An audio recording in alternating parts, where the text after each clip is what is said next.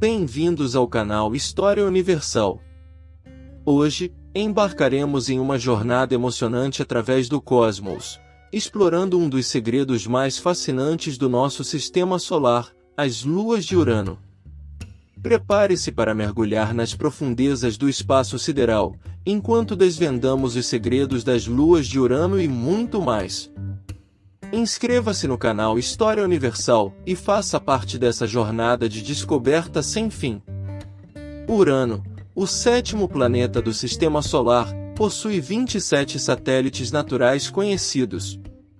Todos receberam nomes de personagens das obras de William Shakespeare e Alexander Pope. William Herschel descobriu as duas primeiras luas, Titânia e Oberon, em 1787. E as outras luas esféricas foram descobertas em 1851 por William Lassell, Ariel e Umbriel, e em 1948 por Gerard Kuiper, Miranda.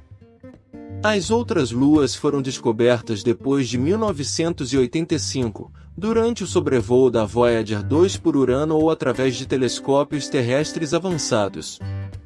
Os satélites de Urano são divididos em 3 grupos, 13 satélites internos, 5 grandes satélites e 9 satélites irregulares.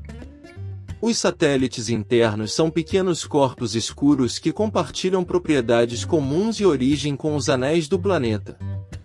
Os 5 grandes satélites são massivos o suficiente para obter equilíbrio hidrostático, e 4 deles mostram sinais de atividade interna como formação de cânions e vulcanismo em suas superfícies.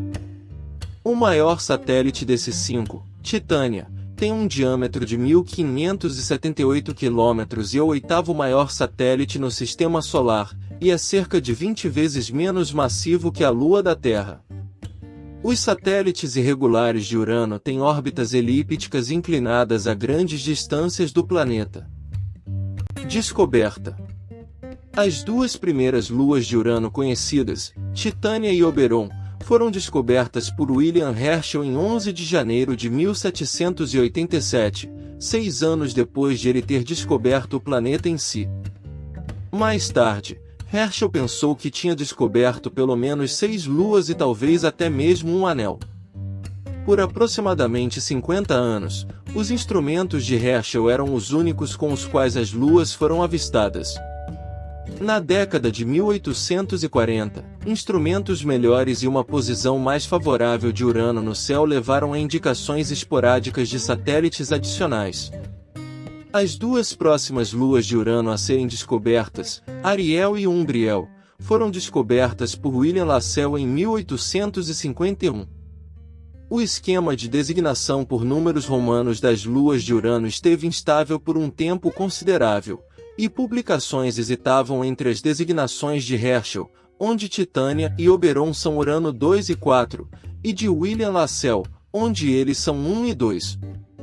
Com a confirmação de Ariel e Umbriel, Lassell numerou as luas de 1 a 4 em ordem de distância crescente a Urano, e essas designações foram adotadas permanentemente. Em 1852, o filho de Herschel, John Herschel, nomeou as luas conhecidas na época. Nenhuma outra descoberta foi feita por quase um século. Em 1948, Gerard Kuiper no Observatório McDonald descobriu a última das 5 grandes luas de Urano, Miranda. Décadas mais tarde, o sobrevoo por Urano da sonda espacial Voyager 2 em janeiro de 1986 levou à descoberta de 10 luas internas. Outro satélite, Perdita, foi descoberto em 1999 após estudos das fotografias da Voyager. Urano foi o último planeta gasoso sem nenhum satélite regular conhecido, mas a partir de 1997 9 distantes luas irregulares foram identificadas usando telescópios terrestres. 2 outras luas internas, Cupido e Mab, foram descobertas em 2003 usando o telescópio espacial Hubble. Margarida foi a última descoberta, com seu anúncio feito em outubro de 2003. Descobertas falsas. Depois da descoberta de Titânia e Oberon por William Herschel em 11 de janeiro de 1787, ele acreditou ter descoberto 4 outras luas, 2 em 18 de janeiro e 9 de fevereiro de 1790, e mais 2 em 28 de fevereiro e 26 de março de 1794. Por muitos anos, acreditava-se que Urano tinha um sistema de 6 satélites, embora as outras 4 luas nunca foram observadas por outro astrônomo. Observações feitas por William Lassell em 1851, nas quais ele descobriu Ariel e Umbriel, falharam em suportar as observações de Herschel, as características orbitais de Ariel e Umbriel, os quais Herschel poderia ter visto em suas observações, não correspondiam a nenhum dos 4 satélites de Herschel. Acreditava-se que os 4 satélites de Herschel tinham períodos orbitais de 5,89 dias, interior de Titânia, 10,96 dias, entre Titânia e Oberon, 38,08 e 107,69 dias, exterior de Oberon. Foi então concluído que os 4 satélites de Herschel eram falsos, e que eles eram na verdade estrelas fracas que estavam na mesma região do céu que Urano, e o crédito para a descoberta de Ariel e Umbriel foi dado a Lassell. Satélites internos. Urano possui 13 satélites internos conhecidos, com órbitas localizadas dentro da de Miranda. Todas as luas internas estão relacionadas com os anéis de Urano, que provavelmente é o resultado da fragmentação de uma ou várias luas internas.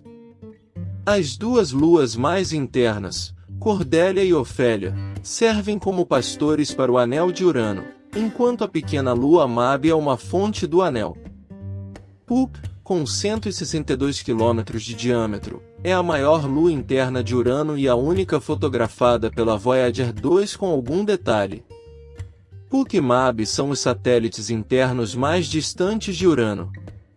Todas as luas internas são corpos escuros, seu albedo geométrico não passa de 10%. Elas são feitas de água congelada contaminada com um material escuro, provavelmente compostos orgânicos processados por radiação. A lua Créssida é a única com uma medição direta de sua massa e densidade, calculadas a partir de perturbações no anel de Urano.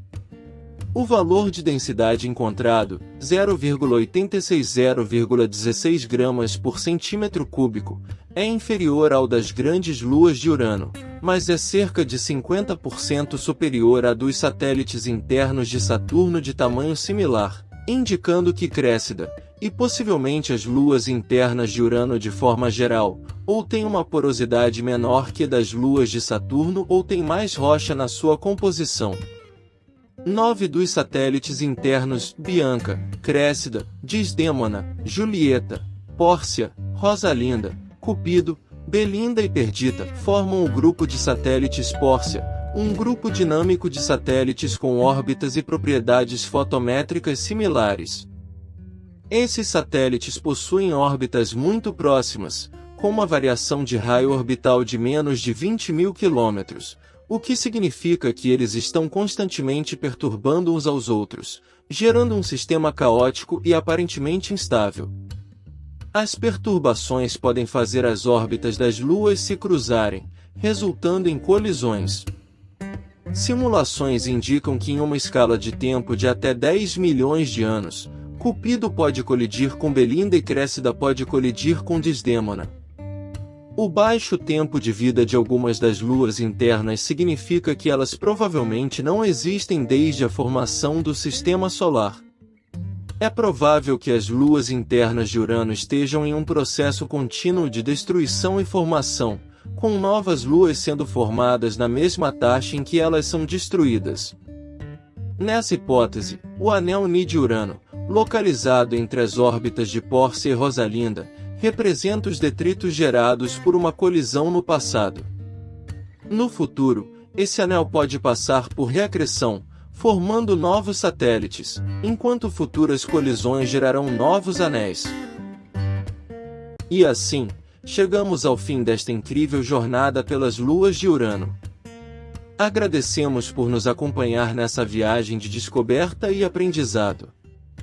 Lembre-se de que o universo é vasto e cheio de segredos, apenas esperando para serem desvendados. Se você deseja continuar explorando o cosmos conosco, não deixe de se inscrever no canal História Universal e ativar as notificações para não perder nossas próximas Se inscreva e fique por dentro de mais notícias, e também de nossos episódios sobre o universo. Obrigado por assistirem.